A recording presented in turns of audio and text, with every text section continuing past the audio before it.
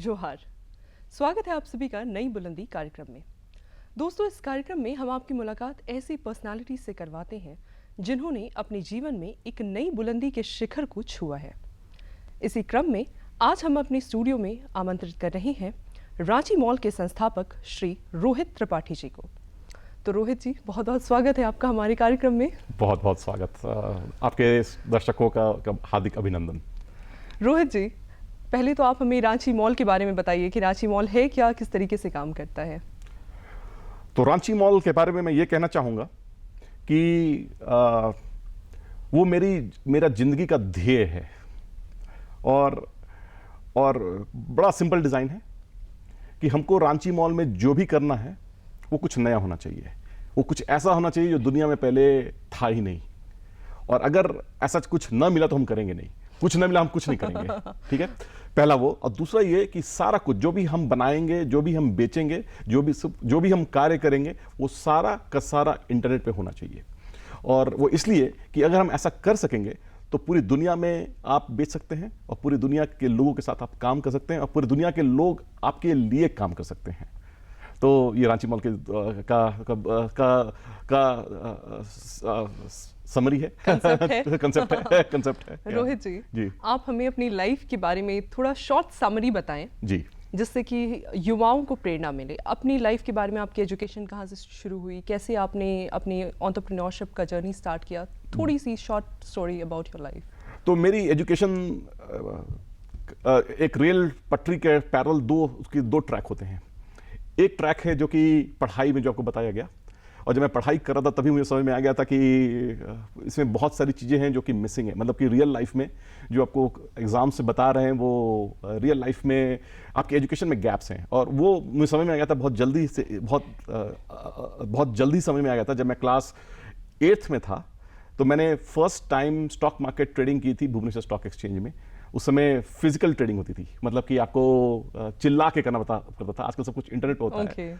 और तो मैंने तो अपने स्कूल में उसके बाद में मेरी 1 साल के लिए मैंने बीकॉम किया था दिल्ली में। वहाँ पे मैंने एक कंपनी चालू की थी, लेकिन वो कंपनी अच्छी नहीं चली और उसके कारण थोड़ी सी फाइनेंशियल स्ट्रेस मुझे हुई। उसके कारण मुझे एजुकेशन डिसकंटिन्यू करना पड़ा। उसके बाद फिर मैं वापस घर आया। घर में मेरे फादर ने कहा कि अब तुम इंजीनियरिंग करो, जो मैंने किया। फिर 4 साल मैंने महाराष्ट्र में एक कॉलेज है PIT सांगली, वहाँ पे मैंने इंजीनियरिंग की, इलेक्ट्रॉनिक्स इंजीनियरिंग में। और उसके बाद लेकिन जैसे इसको बोलते हैं, जब ऊपर वाला देता है तो छप्पड़ फाड़ के देता है। तो उसके बाद मेरे पास एक इंडियन ऑयल कॉर्पोरेशन की नौकरी थी, अमेरिका में MBA था, हिंदुस्तान के MBA कॉलेजेस में से एडमिशन था और जितने ऑप्शंस चाहिए सब सारे खुल चुके थे। फिर मैंने MBA किया national institute of engineering Mumbai में, जो कि अब उसका नामकरण Indian institute of management Mumbai होने जा रहा है। उसका एक पार्लियामेंट में बिल आ चुका है। उसके बाद मेरी फर्स्ट जॉब एक अमेरिकन कंपनी, कंसल्टिंग कंपनी जिसको हम अर्नस्ट एंड यंग बोलते हैं, उसमें हुई थी। वो कैंपस से ही जॉब मिली थी और उसमें काम ये करना था हमें कि टेक्नोलॉजी, अर्नस्ट एंड यंग उस समय एक एथिकल हैकिंग की प्रैक्टिस चालू कर रही थी और हम लोग पहले लोग थे जिसने उसकी पूरी की पूरी प्रैक्टिस चालू की थी। तो बेसिकली अर्नस्ट एंड यंग की टेक्नोलॉजी प्रैक्टिस हम ही लोगों ने चालू किया, एक्सटर्नल कंसल्टिंग प्रैक्टिस। 3 साल मैं उस कंपनी में था। उसी कंपनी में एक विदेश में, एक फिलीपींस के एक असाइनमेंट, मुझे कुछ मित्र मिले जो कि अर्नस्ट एंड यंग US से थे। उनके साथ मैंने 2004 में अपनी पहली स्टार्टअप, जिसको कंट्रोल केस कहते हैं, वो चालू की। और वो स्टार्टअप हम लोग वीज़ा और मास्टर कार्ड के साथ हम काम करते थे और पूरी दुनिया के बैंक्स और पूरी दुनिया के बड़े बड़े जो मर्चेंट्स हैं, जो भी वीज़ा और मास्टर कार्ड के मशीन का इस्तेमाल करते हैं, उनको एक ऑडिटिंग करानी पड़ती थी जिसको PCI DSS ऑडिट बोलते थे। उस ऑडिट का पहला लाइसेंस पूरे एशिया पैसिफिक में हमको मिला था। तो उससे वो कंपनी जो है अच्छी खासी चली। बधाई हो रोहित जी आपको। और रोहित जी, आपने इतना कुछ अचीव किया अपने लाइफ में, लेकिन हमारे यूथ्स के लिए क्या संदेश है या क्या सजेशन है कि how they should choose there education, किस तरीके से वो अपना एजुकेशन चूज करे, क्या करना चाहिए, क्या पहली चीज मैं लोगों को ये बताना चाहूँगा, का ध्यान रखना चाहिए। जी पहला चीज जो मैं जो यूथ है उनको ये बताना चाहूँगा कि उनको लगता है कि अगर बड़ा नाम हो जाए, कोई IIT हो जाए या एम्स हो जाए या कोई बड़ा इंस्टीट्यूट ऑफ डिज़ाइन हो जाए, तो तभी उनकी ज़िंदगी कहीं पे आगे बढ़ेगी। और मुझे लोगों को ये बताना है कि ऐसा बिल्कुल नहीं है। जो लोग, जितने भी लोगों को जिनको मैं रेस्पेक्ट करता हूँ, जिनको मैं मानता हूँ कि उन्होंने कुछ बड़ा किया है, कुछ अच्छा किया है, उन सब लोगों ने अपना एक एक इंडिपेंडेंट, एक अपना का एक रास्ता निकाला था, और इंडिपेंडेंट रास्ता निकाला था, और उसमें फिर ये फर्क नहीं पड़ता है कि आपकी डिग्री कहाँ से है, आपने क्या पढ़ाई किया है, आपने कौन सा एग्जाम दिया है, आप आईएएस ऑफिसर बने कि नहीं बने, उसका कोई प्रभाव नहीं पड़ता है। और एक उदाहरण मैं उसको देना चाहूँगा आपको, हमारे अपने प्रधानमंत्री श्री नरेंद्र मोदी जी को। और नरेंद्र मोदी जी के बारे में पूछेंगे कि क्या वो आपसे या मुझसे ज़्यादा पढ़े लिखे हैं, हमको नहीं मालूम है, लेकिन हम जानते हैं कि वो पूरे देश को वो लीड कर रहे हैं, और बहुत अच्छी तरह से लीड कर रहे हैं, और क्योंकि उन्होंने एक अपना रास्ता चुना, उनका एक खुद का अपना विजन था, पर्सनल था, और उनमें एक लर्निंग कैपेसिटी थी। और एक मैं आपको एक वाक्य बताऊंगा नरेंद्र मोदी जी के बारे में, बहुत पहले जो मुझे पता चलती, लेकिन और ये मैं बता दूं कि मैं भाजपा का समर्थक नहीं हूं, लेकिन फिर भी मैं जानता हूं कि जो अच्छे लोग होते हैं उनमें क्या उनमें स्किल्स होती है। जब वो अमेरिका गए थे, जब वो प्रचारक थे, तो एक बार वो अमेरिका गए थे, तो जितने प्रचारक हैं अमेरिका में जाते हैं, उनको बुलाया जाता है, वीज़ा आसानी से मिल जाता है प्रचारकों को, तो वीज़ा उनको लेकिन मिल जाता है, तो वो चले जाते, प्रचारक अपना काम करते हैं, वापस चले आते हैं। नरेंद्र मोदी जी प्रचार करने के बाद में अमेरिका के हर राज्य में घूमे, जिज्ञासा बढ़ाने के लिए। बहुत पहले की ये एक वाक्य है। तो उनके पास एक लर्निंग की एक लर्निंग एक जिज्ञासा थी कि ज़्यादा से ज़्यादा कैसे सीखें। वही फिर बाद में लैपटॉप, बीजेपी में लैपटॉप इस्तेमाल करने वाले वो पहले इंसान थे। और तो इस तरह से मैं यूथ को ये बताना चाहूँगा कि अगर आपको कुछ बनना है, तो नरेंद्र मोदी जी, आपके जो प्रधानमंत्री, आपको एक रास्ता दिखा रहे हैं कि ये जरूरी नहीं है कि आपके पास एक अच्छी अपब्रिंगिंग हो, या आपके प्रिविलेज अपब्रिंगिंग हो, लेकिन आपके पास ये कैपेसिटी है कि आप बहुत कुछ कर सकते हैं। और आज आप देखिए, हम 140 करोड़ लोगों के नेता हैं। ज़रूरी नहीं है कि स्टूडेंट्स जो हैं या यूथ्स जो हैं वो किसी के अंडर में काम ही करें, खुद का अपना रास्ता बनाएं और जॉब्स क्रिएट करें, क्योंकि ये बहुत जरूरी है। ये चीज़ और कोई नहीं कर सकता है फिलहाल। ये बहुत एनर्जी जी ये बहुत जरूरी है कि आज के जो यूथ हैं, आज के यूथ को लगता है कि आप कोई और खासकर जब मैं देखता हूँ रेलवे रिजर्व आरआरबी की एग्जाम होती है, उसमें 6 करोड़ लोग बैठते हैं, और एग्जामिनेशन दाएं से बाएं हो गया तो रेल का डब्बा जलाना शुरू करते हैं। तो मैं ये कहना चाहूँगा कि आपको कंपटीशन में नहीं आना है, क्योंकि जो लोग कंपटीशन में आते हैं उनका जो पाई होता है बहुत छोटा पाई होता है। आपको अपना खाना खुद बनाना है, आपको अपनी नौकरी खुद क्रिएट करनी है, तब आपके लिए जो दुनिया के जो ग्लोरी है और दुनिया के जो इन्फिनाइट ऑप्शंस हैं वो खुलते हैं। तो अगर आप इंडिपेंडेंट थिंकिंग की विचारधारा रखते हैं, और आप ये हौसला रखते हैं कि आप खुद अपने लिए एक नया आयाम आप क्रिएट करेंगे, तो आपकी कैरियर में आपको गारंटी देता हूं, शुरू में थोड़ी सी स्ट्रगल रहेगी, इसमें हल्की सी स्ट्रगल रहेगी जब आप सीख रहे हैं, लेकिन एक बार वो उस स्ट्रगल से आप आगे आ जाएंगे तो फिर आपको कोई रोक नहीं सकता। आपकी अधिकतम TEDx टॉक्स में हमने एसिमेट्रिक बेट्स का कंसेप्ट सुना है। अब ये एसिमेट्रिक बेट्स क्या है, ये आप हमारे दर्शकों को बताएं, और कैसे एसिमेट्रिक बेट्स किसी को लेना चाहिए।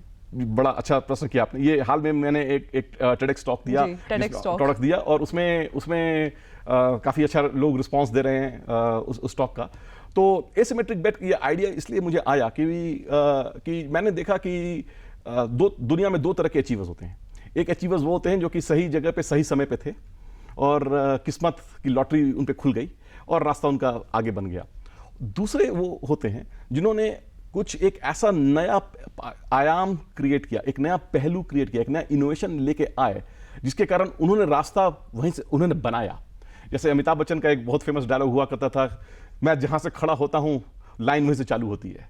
तो वो जो दूसरे कैटेगरी, वो कौन से ऐसे लोग हैं जो जहां पे खड़े होते हैं लाइन वहां से चालू होती है, ये उसको करने के लिए आपको क्या करना पड़ेगा। तो I came up with this concept of asymmetric bets, कि अगर आप एसिमेट्रिक बेट लेंगे, जिसमें कि आप एक निहायत आपकी जिंदगी, मान लीजिए आप किसी डायरेक्शन में जा रही है, और आपने एक नया, एक टोटली अलग रास्ता एक चुना, और एक ऐसा रास्ता चुना जिससे कि दुनिया, आपने बाकियों का रास्ता प्रशस्त किया, तो उसको हम एसिमेट्रिक बेट बोलते हैं। और इसका एक उदाहरण जो मैंने TEDx टॉक में दिया, यहाँ पे भी देना चाहूँगा कि रशिया के एक मैथमेटिशियन थे, इनका नाम था ग्रिगोरी पेरेलमैन, और 2004 में इन्होंने एक रिसर्च पब्लिश किया।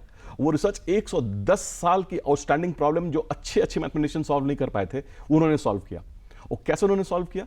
उन्हें पूरी दुनिया छोड़ दी, पूरी सर्किट से अलग हो गए, घर में अपनी माँ के, सेंट पीटर्सबर्ग रशिया में अपनी माँ के साथ में बैठ के वो 7 साल उस एक प्रॉब्लम पे लगे रहे, और किसी को विश्वास नहीं था कि ये प्रॉब्लम सॉल्व हो सकता है, लेकिन उन्हें प्रॉब्लम सॉल्व किया। और अब बहुत सारे मैथमेटिशियन हैं जो हर साल कई पेपर पब्लिश करते हैं, लेकिन उनका एक पेपर जो था, जो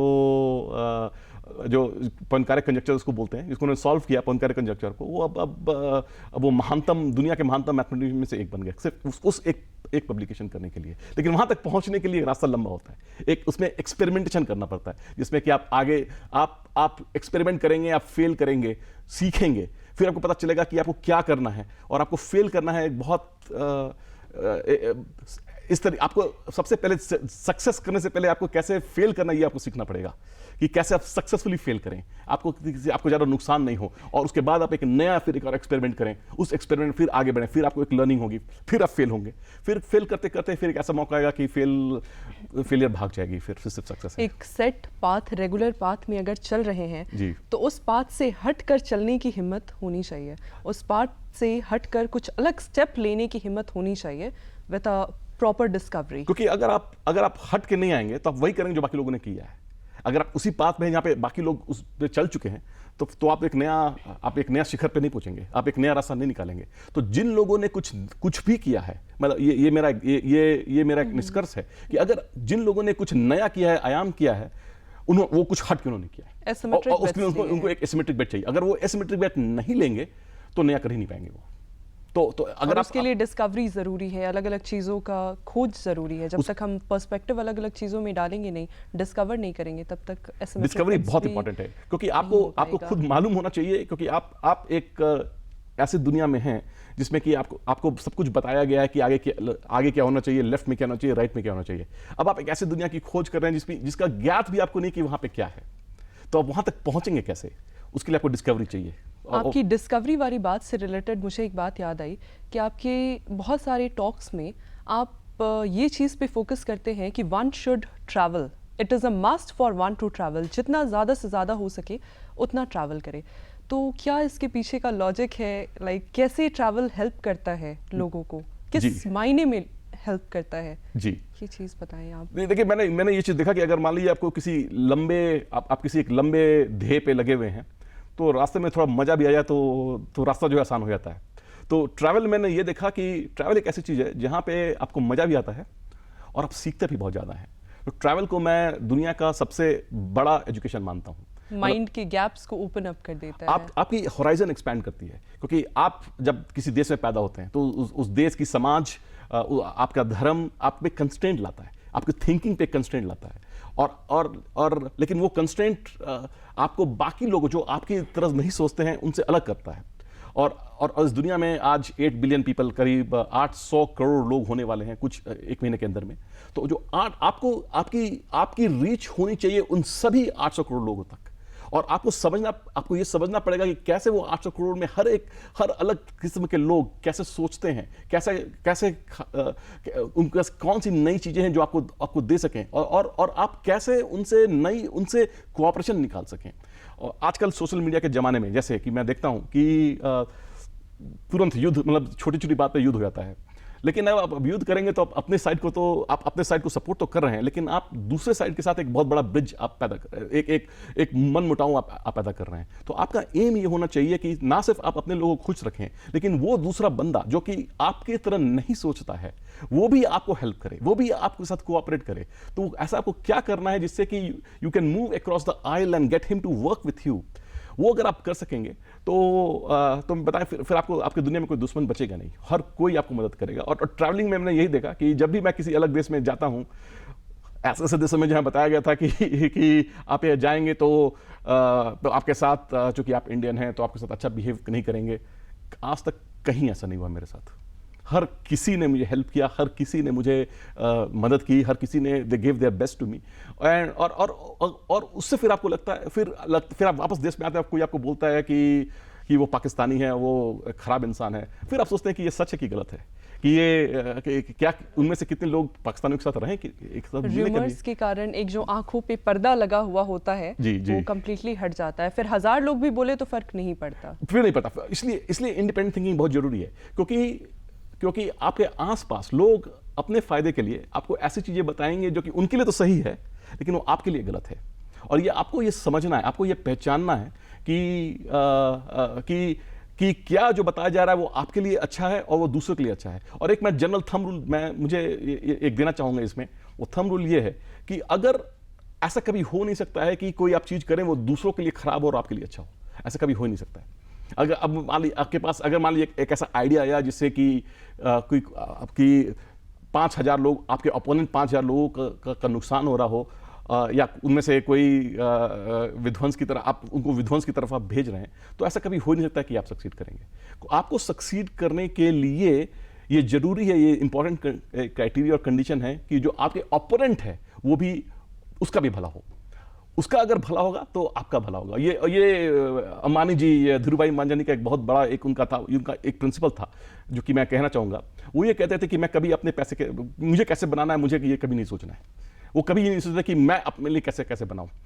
वो हमेशा ये सोचते थे कि मैं आपके लिए कैसे पैसा बनाऊं, दूसरे आदमी के लिए कैसे पैसा बनाऊं। तो अगर वो दूसरे आदमी का पैसा बनेगा तो मेरा पैसा तो अपने आप बनना ही है। और वो कह के वो हिंदुस्तान के नंबर 1 बिजनेसमैन बने थे, एक सिंपल प्रिंसिपल पे कि हाउ टू, फर्स्ट टाइम उन्होंने first time wide spread share holding लाने का जो कल्चर वो धीरूभाई अंबानी जी ने ही किया था। तो ये बहुत जरूरी है कि आप ट्रैवलिंग करें, अपनी होराइजन्स को एक्सपैंड करें, यू मीट न्यू पीपल। जितनी भी बायसेस हैं, जो भी आपको नेगेटिव थिंग्स बताई जा रही हैं, आप इंडिपेंडेंट स्टैंड लें उस पर। आप ये सोचें कि ये सच है कि गलत है, और अगर गलत है तो आप you should have the strength to stand alone. अगर आपके पास आपके सारे दोस्त, आपके सारे फ्रेंड्स, आपकी फैमिली भी किसी स्टैंड पर, लेकिन आपको लगता है कि नहीं, इसमें I don't think they are correct, then you should have the power to stand alone. अब ये जरूरी नहीं है कि आप अपना सर निकाल के आप वहाँ पे खड़े हो जाए, लेकिन आपको आपकी इंटरनल कन्विक्शन ही काफ़ी है कि आप क्या स्टेप लेंगे, आप कैसे, आपकी जो पब्लिक पोजीशनिंग है कि आप आजकल हर किसी के पास ट्विटर अकाउंट है, फेसबुक अकाउंट है, उसमें आप क्या बोल रहे हैं, उन सब छोटी छोटी चीज़ें पे आपकी जो पर्सनल डिसीजन है वो इफेक्ट आएंगी। और आपने अपनी दुनिया बदल ली, आप समझ लीजिए कि पूरी दुनिया बदल जाएगी। जैसे एक हमारी हिंदू धर्म में हमारा एक स्टोरी है जिसमें कि गणेश जी को कहा जाता है और कि पूरा दुनिया घूम के आओ, तो गणेश जी शिव जी और पार्वती जी के सामने ही 7 चक्कर काट लेते हैं और पूरी दुनिया उनको मिल जाती है। बिल्कुल वैसा ही है, अगर आपने अपने पर विजय पा ली, अब आप समझिए कि दुनिया के पर भी आपको विजय मिलने वाली है, क्योंकि आप और दुनिया एक ही है। तो ये तो मेरा ये विचार है, इंडिपेंडेंट थिंकिंग, एसिमेट्रिक सारी बेट्स, बातें एक दूसरे से कनेक्टेड हैं। जितना ज़्यादा हम ट्रैवल करेंगे उतनी ज़्यादा हमें डिस्कवरीज मिलेंगी, और जितनी ज़्यादा हमें डिस्कवरीज मिलेंगी उतनी ज़्यादा पर्सपेक्टिव्स दिखाई देंगे, और एसिमेट्रिक बेट्स लेने में उतनी ज़्यादा ही आपको हेल्प मिलेगी। सही जी, तो इसलिए एसिमेट्रिक बेट लेना जरूरी है। और एक बार आप एसिमेट्रिक बेट लेंगे तो आपको ये समझ में आएगा कि एसिमेट्रिक बेट लेने का सिर्फ एक रास्ता है। वो क्या रास्ता है? एंटरप्रेन्योरशिप। अगर हम बात करें एंटरप्रेन्योरशिप की, तो एंटरप्रेन्योरशिप में भी आपने काफ़ी बुलंदियों को छुआ है। एंटरप्रेन्योरशिप के डूज क्या हैं, डोंट्स क्या हैं, ये आप बताएं। कैसे अपने जो इनकम है उसको अपने एक्सपेंसेस से अधिक रखा जाए, या एक्सपेंसेस को इनकम से हमेशा कम में? ये बहुत जरूरी प्रिंसिपल है, ये बहुत बड़ा प्रिंसिपल है, क्योंकि एंटरप्रेन्योरशिप बहुत एक कॉमन सेंस है मेरे हिसाब से, कि इसमें सिर्फ आपको 2 चीज़ का ख्याल रखना है। पहला एक चीज ख्याल रखना है कि आपको किसी एक एरिया में दुनिया में एक्सेप्शनल बनना पड़ेगा, ठीक है, तभी लोग आपके पास आएंगे। और दूसरा ये कि आपको, सिंपल प्रिंसिपल है कि आप कुछ भी करें अपना खर्चा कमाई से कम रखें। जैसे मेरी एक प्रिंसिपल थी, फिलॉसफी थी, जो कि एक साल में जितनी भी मेरी कमाई हुई किसी एक साल में, ठीक है, उसके अगले साल में मेरे जो खर्चा है उससे कम होनी चाहिए। तो मैंने एक साल में जितनी कमाई, अब मैंने एक साल में मान लीजिए 10,000 कमाया या 10 लाख कमाया या 10 करोड़ कमाया, फर्क नहीं पड़ता है। जितना भी मैंने कमाई किया है अगले साल में उससे मैं कम खर्चा रखूंगा। अगर ये प्रिंसिपल, और इस प्रिंसिपल रहने के कारण किया कैसे जाए, अपने खर्चों को हमेशा अपने इनकम से कम इंश्योर करा जाए, कि कैसे करा जाए? उसके लिए आपको स्टार्ट करना पड़ेगा, पहले स्टार्ट करना पड़ेगा सिंपल लिविंग से। कि कोई भी एंटरप्रेन्योर, आजकल होता क्या है कि लोगों को बड़े बड़े इन्वेस्टमेंट मिल जाते हैं फर्स्ट ईयर सेकंड ईयर में, ठीक है, हजार करोड़ के इन्वेस्टमेंट मिल जाते हैं। तो अब जितने भी एंटरप्रेन्योर हैं सब पैसा फेंकना शुरू हो रहे हैं, जहाँ पे जो काम आप 5,000 रुपये में कर सकते हैं आप 5 लाख में करेंगे, ठीक है ना। मतलब कि आप मैं आपको एक वाक्य बताऊंगा। हमने छोटी सी एक फंडिंग की थी किसी एक एंटरप्रेन्योर को। पहला चीज उसने क्या किया, उस फंडिंग का उसने कंपनी में नहीं लगाया। पहला चीज उसने क्या किया, एक अपने लिए हवाई जहाज की टिकट खरीदी कि पहली बार मैं जिंदगी में हाईवे में ट्रैवल करूंगा। छोटी सी फंडिंग थी, बहुत छोटी फंडिंग थी, माइनर फंडिंग थी, ठीक है। तो मुझे समझ में आ गया कि अब क्या होने वाला है यहाँ पे। कि आगे में क्या होने वाला पे। तो आपको अब आपकी वो अगर आपको छोटी सी एक फंडिंग मिली है तो आपको कोशिश ये करना है कि जितना पैसा आपको आया उस किसी तरीके से उस पैसे से ज्यादा आपको कमाना है, ठीक है। उसके लिए अब whatever it takes, beg borrow steal, whatever it takes, you have to do that. और तो अब आपको प्रोडक्ट खोजना है, कस्टमर्स खोजने, कस्टमर्स चाहिए आपको। कस्टमर सर्विस बहुत इंपॉर्टेंट है कि जो कस्टमर्स आपके साथ हों वो कस्टमर्स आपके साथ हमेशा रहें। They must have trust in you, they must have confidence in you. और एथिकल बिहेवियर बहुत जरूरी है कि आप किसी कस्टमर को शॉर्ट चेंज करके उसका नुकसान करके आप ज़्यादा आगे नहीं बढ़ेंगे। आपको अगर आप एक कस्टमर का दिल आप जीत सके और उसकी ट्रस्ट को आप रख सके तो वो एक लाइफ लॉन्ग एसेट बन गया आपके साथ। उसके साथ और भी कस्टमर्स ऐड ऑन और भी होंगे, वो खुद ही रहेगा, वो खुद ही ज्यादा बिजनेस देगा आपको, ठीक है। अगर एक कस्टमर हमने खो दिया, लूज किया, तो उसके कारण और भी कस्टमर और वो हर जगह हल्ला करेगा कि आपके साथ ये अलग। और अगर आप और ये छुपा नहीं पाएंगे अगर आपने गड़बड़ की बिजनेस में। तो ये बहुत जरूरी है सोचना कि ऐसा क्या, किस एरिया में आप आए जिसमें कि आज से 5 साल के बाद में आपको कस्टमर को ना बोलना पड़े या अपने कस्टमर को कट कॉर्नर्स करना पड़े, तो वो आपको नहीं करना है। तो इसलिए तो जब भी आपने प्रश्न ये पूछा था कि कैसे इंश्योर करें कि खर्चा जो है हमेशा कमाई से कम हो, तो उसका सबसे है कि सबसे पहले your lifestyle has to be simple. Second, everything should be on rent. Everything should be on rent initially. ताकि रेंट इसलिए क्योंकि अगर मान लीजिए कि आपका इनकम नहीं है तो आपने छोड़ दिया रेंट, आप सर्विस को यूज नहीं कर रहे हैं। टॉम पीटर्स एक बहुत बड़े मैनेजमेंट गुरु हुआ करते थे, उनका एक वाक्य था, rent everything including your shoes. लेकिन अब जूते तो रेंट पे मिलते नहीं है, तो जूते आपको खरीदने पड़ेंगे। लेकिन फिलॉसफी ये था कि सब कुछ रेंट पे रखें। और अब जब भी आपकी मान लीजिए अब आप देख रहे हैं कि आपकी थोड़ी सी इनकम कम हो रही है, तो आपको अपना एक्सपेंस है उसको भी एडजस्ट करना है with in your reach. Entrepreneurship के पहले स्टेप में हमने ये देखा कि बेसिकली हमें कोई एक एरिया या कोई एक ऐसा स्किल पकड़ कर रखना है जिसको लेकर हम आगे चल सके, और उस एरिया उस स्किल में हमारा एक्सपर्टीज हासिल होना चाहिए, या अगर नहीं है तो उसे और बेहतर से बेहतर करने की कोशिश करें उस पर्टिकुलर एरिया या स्किल में। सेकेंडली, अगर हम एंटरप्रेन्योरशिप की ओर देखें तो आपने बात करी है इनोवेटिव थिंकिंग की। तो क्या महत्वपूर्ण है इनोवेटिव थिंकिंग एंड क्या इम्पोर्टेंस है इनोवेटिव थिंकिंग का, सेल्फ देखिए इनोवेटिव थिंकिंग का? जितने भी आप दुकानदार देख रहे हैं, they are very successful entrepreneurs. मैं उनको बहुत सक्सेसफुल एंटरप्रेन्योर मानता हूँ, क्योंकि अपनी मेहनत पे उन्होंने एक छोटी सी दुकान चलाई हुई है, सामान बेचते हैं, राशन बेच रहे हैं, लेकिन कैश फ्लो पॉजिटिव है और अपना खर्चा निकालते हैं, पूरे परिवार का खर्चा निकालते हैं। मैं उनको सक्सेसफुल मानता हूँ। लेकिन सिर्फ एक चीज मिसिंग है उसमें, वो चीज मिसिंग है कि ये जरूरी नहीं कि वो कुछ इनोवेट कर रहे हैं, वो सिर्फ उसी जगह पर हैं। तो अब इससे क्या होता है कि बाद में कोई बड़ा मॉल आ गया, उसके पास एक कैपेसिटी रहती है अगर उसी एरिया में कि आपको डिस्प्लेस कर सके।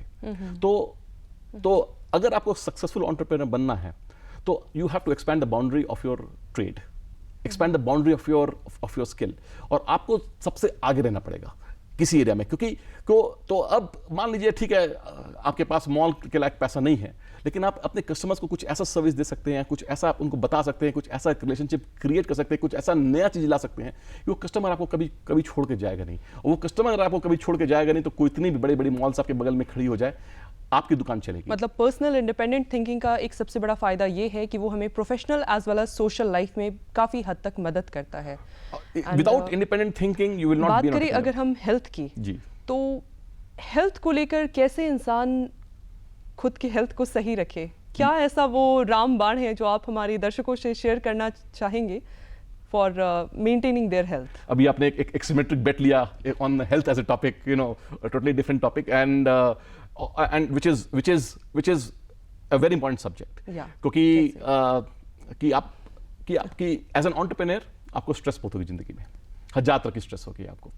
और अगर आप मान लीजिए ठीक है आप बहुत पैसा कमा रहे हैं, बहुत ज्यादा पैसा आप कमा रहे हैं, और लेकिन हर साल आपकी हेल्थ खराब हो रही है, और कमजोर हो रही है, और अब और 60 साल 65 साल में आपको हार्ट अटैक हो रहा है, आजकल तो 40 साल की उम्र में भी हो रहा है। लेकिन हमने ऐसा देखा है कि if we remain excited about something, तो it helps. That is my experience. और मैंने क्योंकि जो इंडिपेंडेंट थिंकिंग की आपने बात की थी, तो एक है इंडिपेंडेंट थिंकिंग कि आपको हेल्थ इशू है डॉक्टर के पास चले जाएं। मेरी ऑब्जर्वेशन ये है कि मैंने एक ऑब्जर्व किया, जब भी मैं ट्रैवलिंग करता हूँ मैं कभी तबीयत नहीं खराब होती है, मुझे कभी तबीयत खराब नहीं होती है। मैंने कभी जब भी मेरी तबीयत खराब हुई थी वो इसलिए हुई थी जब मैं घर में था। जैसे ही मैं ट्रैवलिंग करना शुरू किया मेरी सारी तबीयत बिल्कुल ठीक हो गई। तो ये एक ऑब्जर्वेशन थी, लेकिन मुझे मालूम था कि ये इज इट मीनिंगफुल और नॉट। फिर मैं अमेरिका में हवाई में एक जगह पे था, करीब 3 महीने एक बीच में मैंने कैंपिंग की थी। वहाँ पे मेरी मुलाकात एक ऐसे इंसान से हुई जिनको 10 साल पहले कैंसर हुआ था, और 10 साल पहले उन्हें डॉक्टरों ने कहा था कि 3 साल से ज़्यादा जिंदगी नहीं है आपकी, और मैं 10 साल बाद उनको मिल रहा था। एंड ही वुड, वो नई नई चीज़ें करते थे, वो पेंटिंग बनाते थे। हवाई में एक कोआई एक आइलैंड है, वहाँ पे 1 महीना ऐसा होता है जहाँ पे एक छोटा शेल, जिसको कलराइज शेल बोलते हैं, वो बह के आती है। और उस कलराइज शेल को 500 अगर आपको शेल मिल गया ऐसा, वो शेल उसने एक माला बना दिया, तो वो माला $2000, बहुत महंगा बिकता है वो, 2000 डॉलर एक माला के हिसाब से बिकती थी। तो वो खाली शेल कलेक्ट करते थे, इसलिए नहीं कि उनको माला बेचना है, वो उसने कहते थे कि excited, he has to be excited. तो जब मैंने वो ऑब्जर्वेशन देखा, मैंने देखा कि ये वो मैच कर गया कि क्यों how was he able to fight cancer.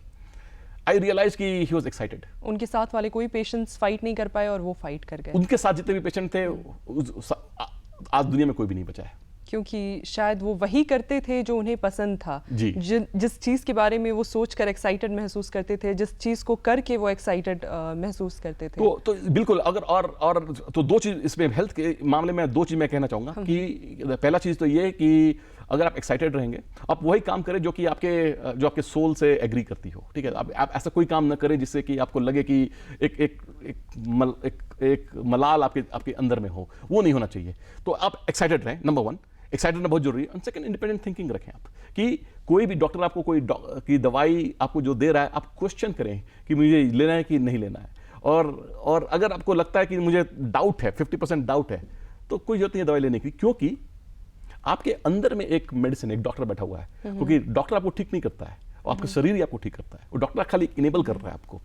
तो आपको एक ऐसा कंडीशन क्रिएट करना है जिसके कारण वो आपके अंदर का डॉक्टर बाहर आ सके। और उसके लिए अगर हम जो भी चीज़ें कर रहे हैं, if we remain excited and happy about something in our life, तो हमारी कभी तबीयत खराब होगी ही नहीं। और तबीयत खराब भी हो जाएगी, आप रिकवर करेंगे यूजिंग एक्साइटमेंट एज ए रामबाण। ओके, आप हमारे कार्यक्रम में आए और आपने हमारे दर्शकों को इतनी विशेष जानकारियाँ दी, इसके लिए आपका बहुत बहुत धन्यवाद, आभार। अगले कार्यक्रम में आपसे फिर मुलाकात होगी किसी ऐसे ही नई व्यक्तित्व के साथ। तब तक के लिए हमें और हमारी पूरी टीम को दीजिए इजाज़त। नमस्कार, जोहार।